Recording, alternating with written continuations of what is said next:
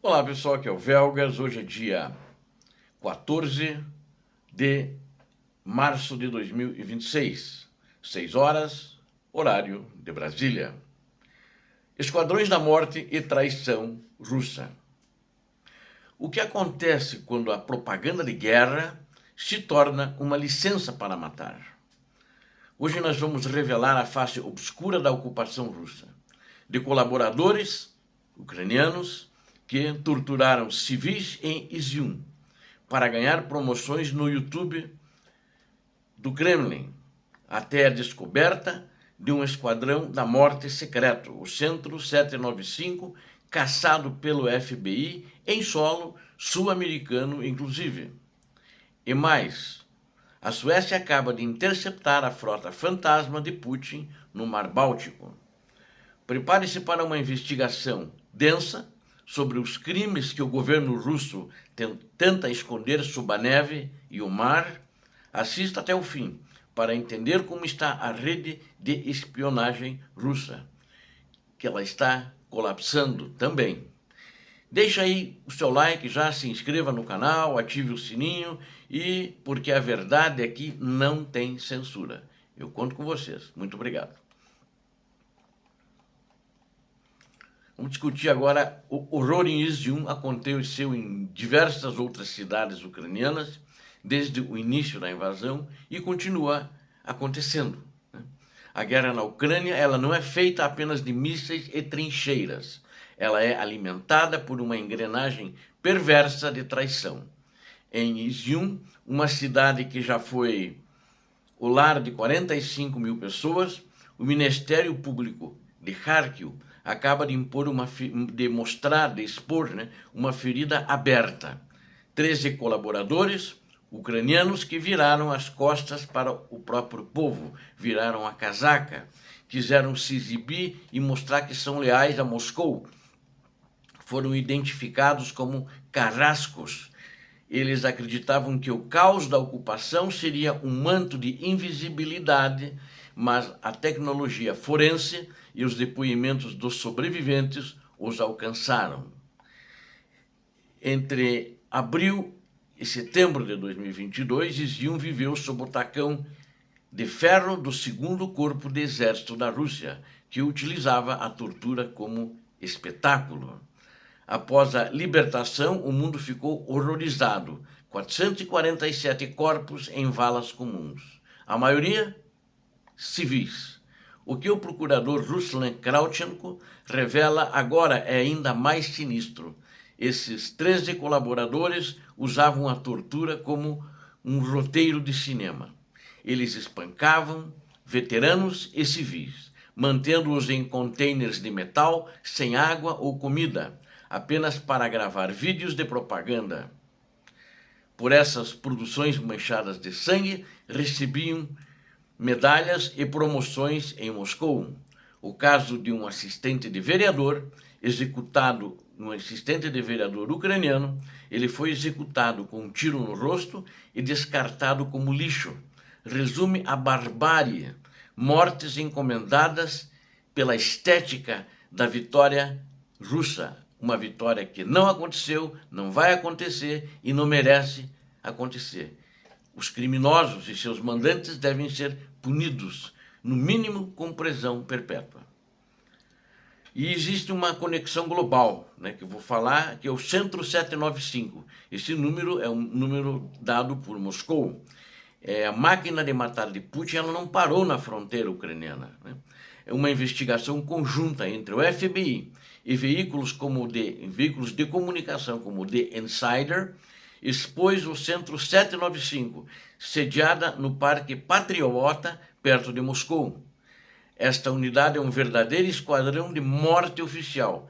É composta por agentes do FSB, que é o KGB, e do GUR, que é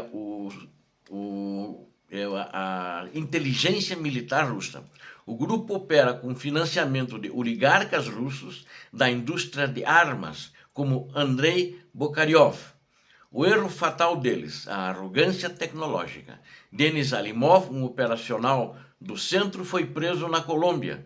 após o FBI interceptar suas comunicações via Google.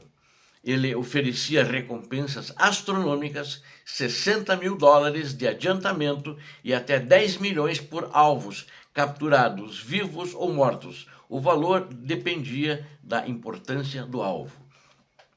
O objetivo era silenciar a oposição russa no exílio, usando desses venenos exóticos como a epibatidina, é uma toxina de rã, até sequestros brutais. A morte de Alexei Navalny no Ártico não foi um acidente, foi a assinatura desse sistema que persegue oponentes de Vladimir Putin desde 2014.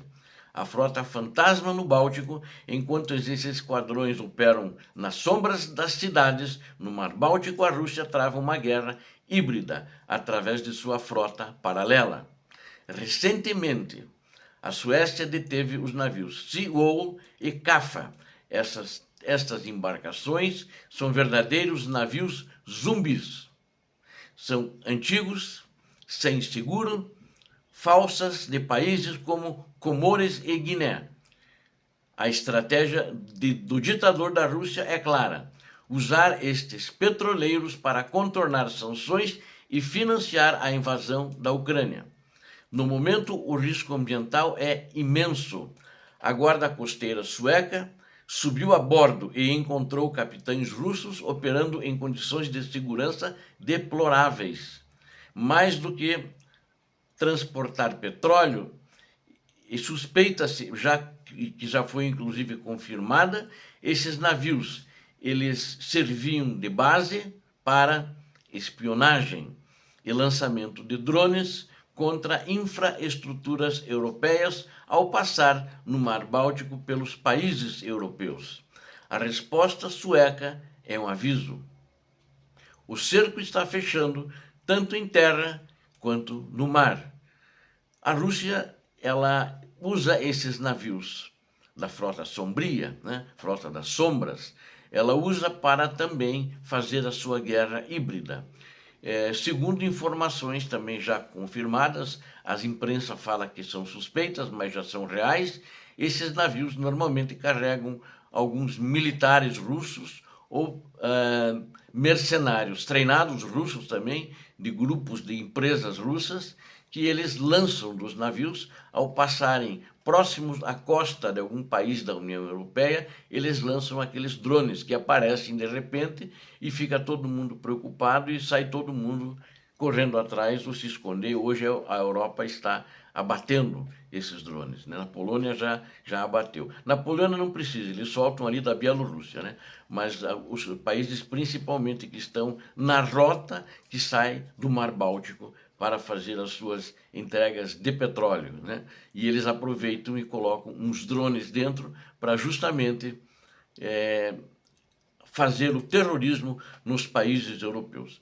Mas a Europa já está ciente, eles estão apreendendo esses navios e estão já, inclusive, tem navios que foram presos, militares, inclusive o coronel, que coordenava isso a nível global, essas investidas contra o que os russos entendem que são seus inimigos. O que vemos hoje, né, é um retrato de um regime, o regime russo, o regime de Vladimir Putin, que sobrevive através do medo e da ilegalidade. De Izium, Ucrânia, às águas geladas da Suécia, a Rússia de Putin montou uma infraestrutura global criminosa, uma infraestrutura de crime organizado, disfarçada de Estado. Ele não é um Estado, né? É um pedaço, uma porção grande de terra governada por criminosos que eles chamam país Federação Rússia. Mas a identificação desses 13 colaboradores e a prisão de agentes na Colômbia, agentes russos na Colômbia, mostram que a impunidade tem prazo de validade.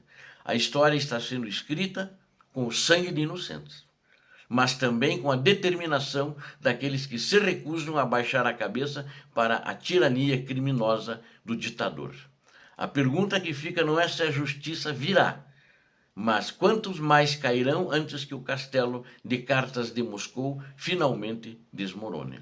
Obrigado a vocês que assistiram este vídeo, conto com vocês. Deem um like, inscrevam-se os que não são inscritos, compartilhem com suas redes sociais e façam seus comentários. Muito obrigado. Deus abençoe a todos vocês, Deus abençoe a Ucrânia, Deus abençoe o Brasil.